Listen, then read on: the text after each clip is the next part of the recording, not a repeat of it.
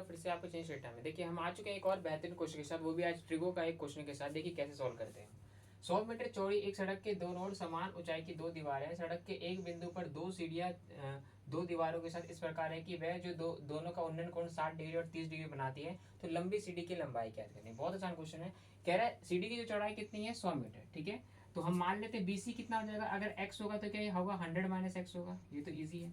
और हमें तो कह रहा है कि जो दो दीवार है उसकी लंबाई समान है, यानी ए बी बराबर है किसके, ईडी का दे रखा है हमने, ठीक है। और तो क्या कह रहा है हमें नॉर्मली, तो एक हमें 30 डिग्री दे रखा है क्वेश्चन में, और एक हमें कितना दे रखा है, कौन 60 डिग्री दे रखा है। और एक बात आपको ध्यान रखना है, जितना डिग्री कम होगा ना उतना, ठीक है, जितना डिग्री कम होगा उसी का हाइपोटेन्यूज क्या होगा, ज्यादा होगा। यानी जितने का डिग्री कम होगा उसका क्या होगा, जो मतलब कर्ण होगा वही लंबी होती है नॉर्मली। क्योंकि देखिए यहाँ पे 30 डिग्री है, और क्या हो रहा है, ये कर्ण ही तो सीडी का काम करेंगे, यही कर्ण तो क्या करेगा, सीडी का काम करेगा। यानी एसी और ईसी क्या हो जाएगा, नॉर्मली यहाँ पे सीडिया होगा। और सबसे कम डिग्री कौन सा, 30 डिग्री, तो एसी क्या होगी, लंबी सीडी, और एसी का ही मान हमको ज्ञात करना है। तो देखिए सॉल्व करते हैं आप।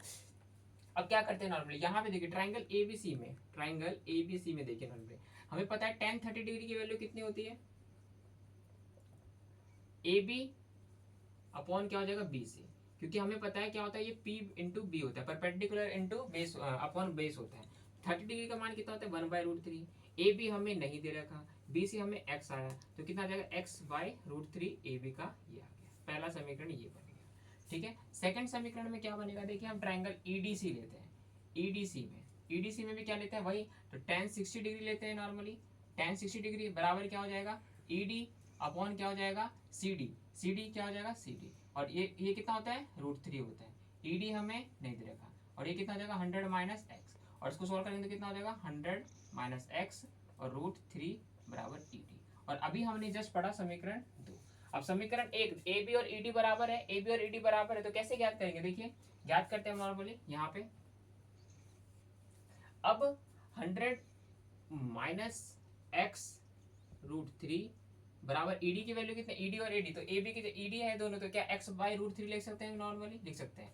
अब ये जाएगा तो क्या होगा, मल्टीप्लाई √3 को √3 से करेंगे तो 3 आ जाएगा, और 3 को करेंगे तो कितना हो जाएगा 300 आ जाएगा, और यहाँ पे 3x आ जाएगा बराबर x आ जाएगा, ठीक है। अब इसको सॉल्व करिए तो कितना हो जाएगा, ये माइनस का कितना हो जाएगा प्लस का, तो कितना हो जाएगा 300 बराबर 4x हो जाएगा, और 4 एकम 4, 4 7 50, तो कितना हो जाएगा x का जो वैल्यू आ जाएगा 75, क्या आ जाएगा 75।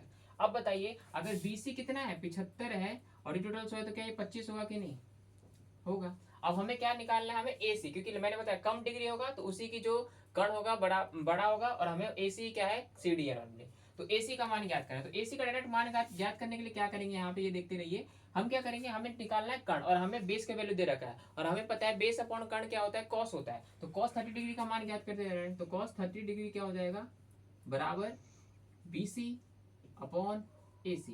cos 30 डिग्री कितना होता है √3/2, BC कितना दे रखा है 75, और AC तो यहाँ पे कितना आ जाएगा बताइए, 75 दूनी 150, 150 अपॉन √3 बराबर AC आ जाएगा। अब हर का परिमाणीकरण करते हैं, तो 150 √3 मल्टीप्लाई √3 मल्टीप्लाई √3, तो 150 √3, और √3 को √3 से कितना होगा 3, तो कितना आ जाएगा 3 × 5 = 15, 50, यानी 50 √3 क्या आ जाएगा लंबी सीडी का मान। तो यानी AC का मान कितना आ जाएगा 50 √3, और यही इस क्वेश्चन का आंसर भी हो जाएगा।